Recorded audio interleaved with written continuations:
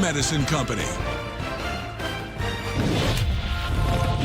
Best record in the business going into Friday's play belonged to Cade Cunningham and the Detroit Pistons. Cavs in town without Donovan Mitchell, without James Harden. A lot of talent on that But bench. they still led 54-50 at the half. And Mobley. Man. Wow, that's awesome. I was just getting ready to say that, Kenneth. Man. Stacey Augmon. Plastic Man. Oh, what a good name, Stacey Augmon. Good brother. I saw Thompson there, and then you hear that? You hear the horn? What happened? The horn. The horn got stuck. Okay. For 12 and a half. Man, he got stuck for 12 minutes. 12 and a half minutes of that horn going off, and then they used air horns. Man, who the hell gave this dude the air horn? That's like the worst idea of all time. That was worse than that water machine thing y'all gave that dude. 112 to 109 is the Cleveland lead. Duren with the foul. This is not a shot. That is not a shot. What was he doing? He was in the upward motion. No, Yes, please he stop. was. Please stop it. I hate that You got to foul earlier. Yo, man, get that horn from that dude. Game tied at 1:15. Schroeder, no. What do you say we go to overtime? Overtime. Is that a bad idea? Duren there.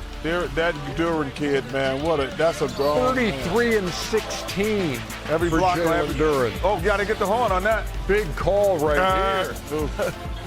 They ruled that a foul, and then J.B. Bickerstaff take another look. And he won the challenge. Too little. Tobias Harris, key down the stretch. Cade Cunningham right there. Oh, give me that. Fouled out in the fourth quarter. Shoot it.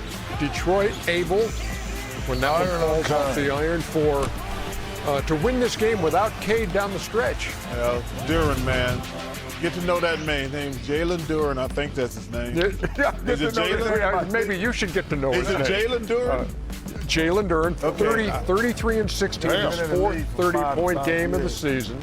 And Detroit wins it 122 to 109, 44 and 14, and their 25th clutch win, which is tops in the NBA.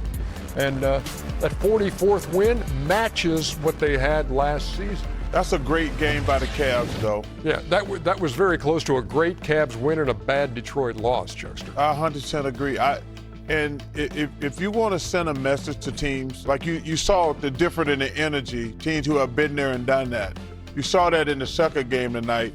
You saw a young Pistons team with all the guys sitting out, and they got lucky. I hate that call down the stretch, but they're going to have to adjust to being the team with the best record in the NBA, especially when you're playing against a contender. But this would have been a bad loss. One of the indicators, too, on that, in my mind at least, Kenny, when you look at clutch games, 25-9 now, Detroit. A year ago, they were 21-23, learning how to win those games down the stretch. Winning those games down the stretch because at the end of the day, they've already proven that they are the premier team in the East. They've proven that.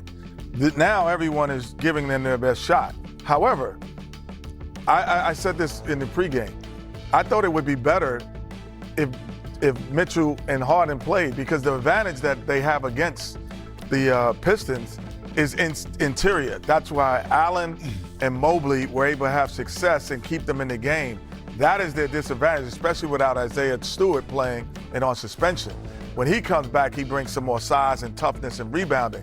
But without him, you're forcing Tobias Harris, who's a 3, to play the power forward position and guard Mobley and Allen, and that's not going to happen. Late in the game, even being down by, I think, 4 or 5 points, they showed me something. They have the switch. They can turn it on at any time. I like the way they play, especially without Cade in the game.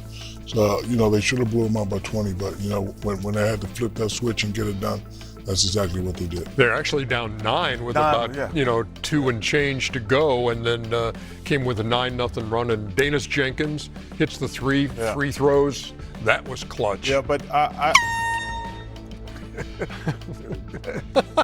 Oh, baby, y'all. So. Would you let this guy talk? So. Are you trying to send Chuck a message? Yeah. All right, that's enough. When we come back, 3 more highlights coming your way. Whoever gave it to him is fired.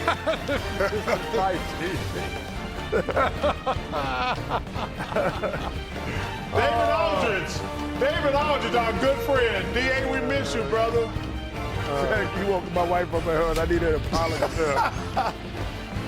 Jeez. Great to hear from you. Easy. Hey, Alex, feel free to take Chet in the weight room with you.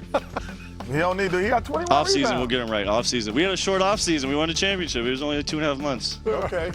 Have a We great just night, have to take man. little bits and pieces. Yeah. All right, Always guys. good talking Appreciate to y'all. you. All right, man. Appreciate you.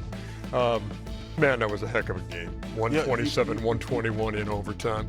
That was one of those games that you look at on the schedule like, okay, this team is a championship contender. We might play them again. We want a mental edge. Because think about it, you can count the games on one hand. You've seen that many skirmishes and things going on. Didn't feel like February, did it? It did not feel. Same thing, actually, in the first game, too. Yeah. This was a great night of basketball. They play again in about 10 days. Wow. Same gym out there in OKC. What'd you learn from this game? I mean, both teams played excellent basketball. I expect Joker to have a better game. 9 for 25 is not really a great game, but they still had many opportunities to win. OKC, the others played well. They have a lot of experience of stepping up. They've been injured all year. They played great, but in order for Denver to get back to that championship level, Jamal Murray's going to have to play great. He did. He had 39, and Joker's going to have to play great. 9 for 25 is not great for Joker. It's good, but when it comes to winning championships, you have to be great. I have a question because, I always judge teams not by if you can stop them or not, whether or not, if we both play our best, who's better. So if everyone plays their best in the West, who's the best team to you? Well, it's these two.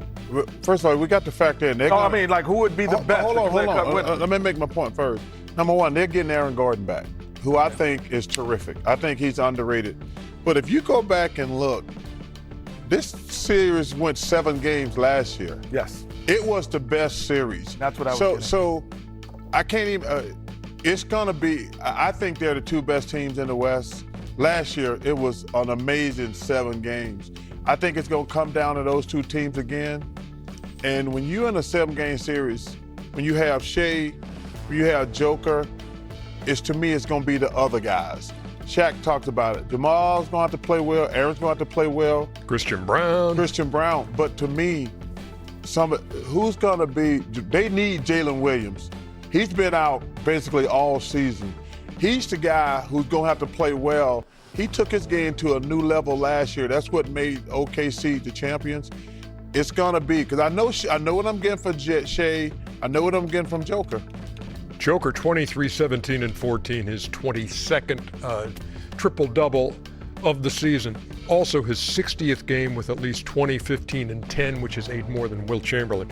Also, they had the dust-up with him and Lou Dort and David Adelman after the game talking about that. I'll say this.